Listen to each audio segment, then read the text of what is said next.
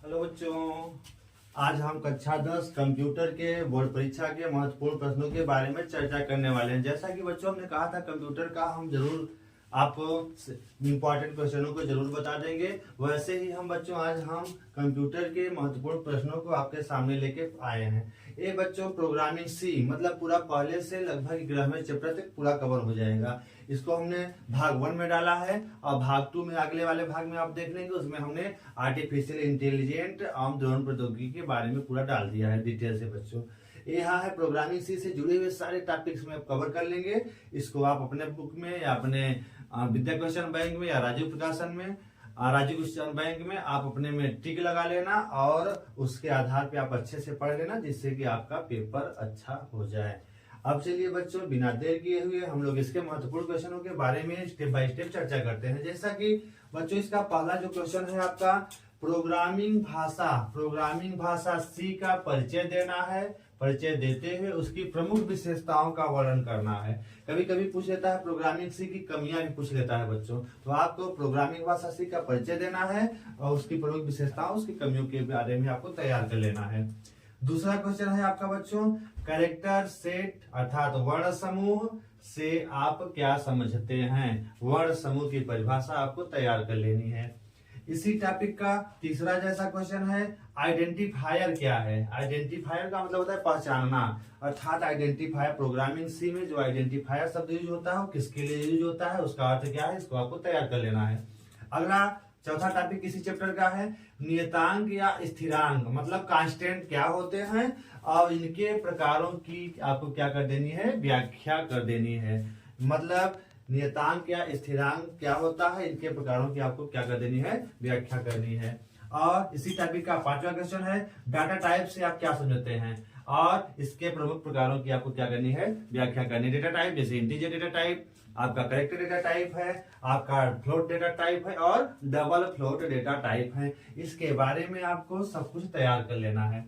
अगला है इसी चैप्टर का अगला टॉपिक जो है स्टेटमेंट से आप क्या समझते हैं। मतलब प्रोग्रामिंग भाषा सी में प्रयोग होने वाले स्टेटमेंट से आप क्या समझते हैं, कथन आप क्या समझते हैं, कथन के बारे में उसको भी आपको तैयार कर लेना है।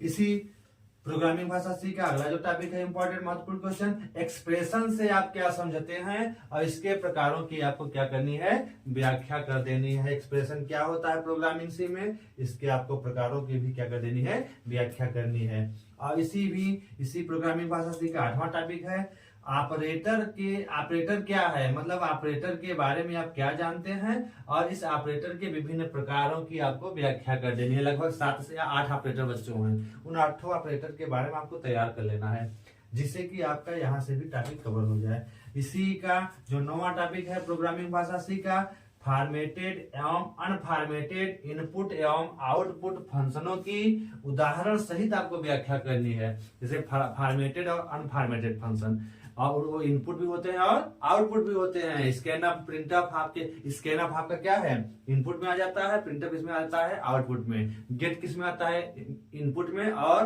पुट्स किस में आता है, आउटपुट फंक्शन में आता है। तो इस तरह से आपको फॉर्मेटेड एवं अनफॉर्मेटेड इनपुट एवं आउटपुट दोनों प्रकार के फंक्शनों की उदाहरण सहित आपको क्या कर लेनी है बच्चों, व्याख्या कर लेनी है। इस तरह से आप 9 टॉपिक इधर तैयार करेंगे और भी आगे। चलिए बच्चों हम लोग अगले टॉपिक की ओर इसी चैप्टर प्रोग्रामिंग भाषा सी के अगले टॉपिक की ओर बढ़ते हैं, जिससे कि हम लोग अगले टॉपिक को कवर कर लें और हमारा पेपर अच्छे से हो जाए।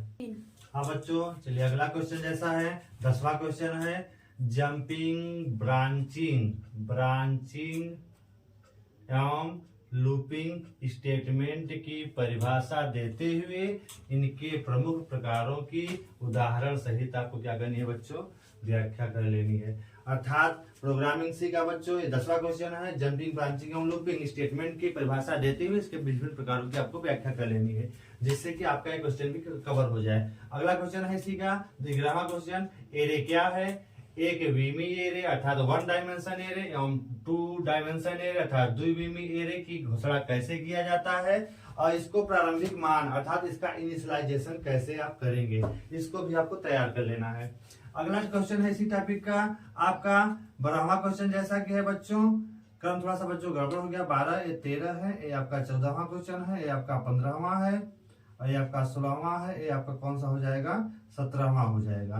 तो चलिए बच्चों, 10वां हो गया, 11वां हो गया, 12वां क्वेश्चन। सर्चिंग से आप क्या समझते हैं, बाइनरी तथा क्रमिक सर्च की आपको क्या कर लेनी है, व्याख्या कर लेनी है। मतलब सर्चिंग की परिभाषा देते हुए उसकी बाइनरी सर्चिंग और क्रमिक सर्चिंग की आपको पूरी तरह से व्याख्या कर लेनी है।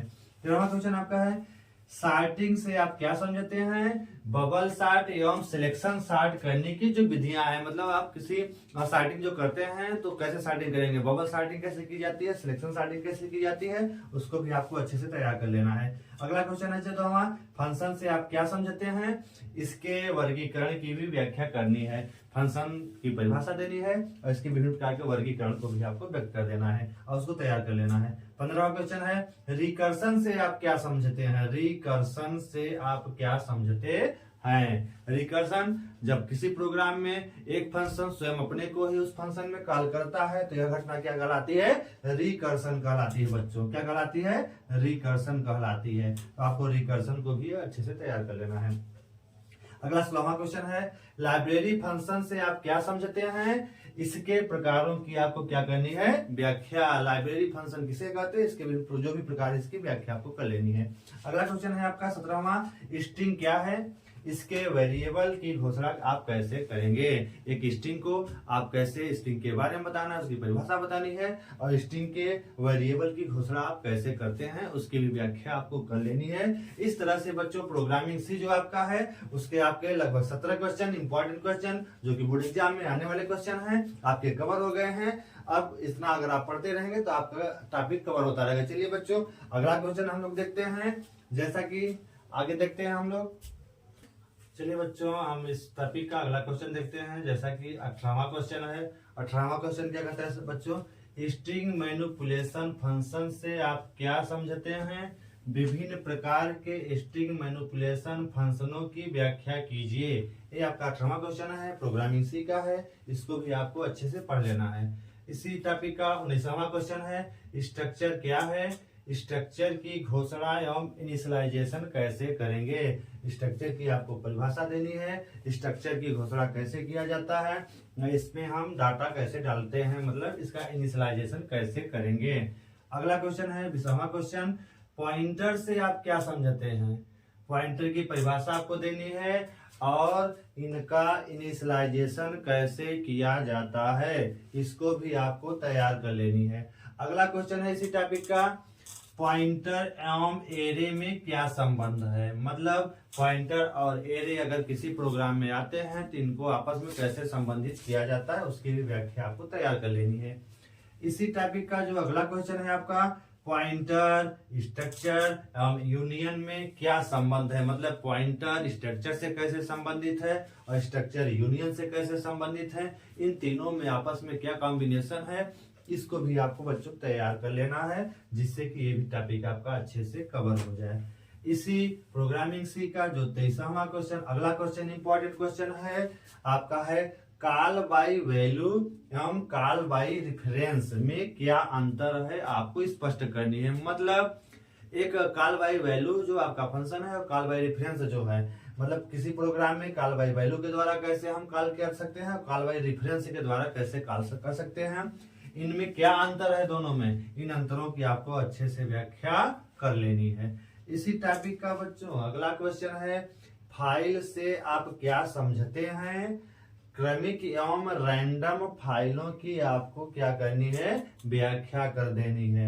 इस तरह से बच्चों आपका फाइल की परिभाषा आपको बतानी है, क्रमिक फाइल किसे कहते हैं और रैंडम फाइल किसे कहते हैं, पूरे डिटेल के साथ इसको भी आपको तैयार कर लेनी है। अतः बच्चों इस तरह से आपका प्रोग्रामिंग जो सी है, प्रोग्रामिंग सी का सारा टॉपिक 24 टॉपिक जो आपको हमने बताया, ये बहुत महत्वपूर्ण टॉपिक है। इन 24 टॉपिकों को पढ़ लेंगे तो प्रोग्रामिंग सी अर्थात पार्ट 1 जो हमने भाग 1 में बनाया है, ये भाग 1 में 24 टॉपिक आप पढ़ लेंगे तो आपका प्रोग्रामिंग सी की ज्यादा से ज्यादा आपके क्वेश्चन बच्चों कवर हो जाएंगे।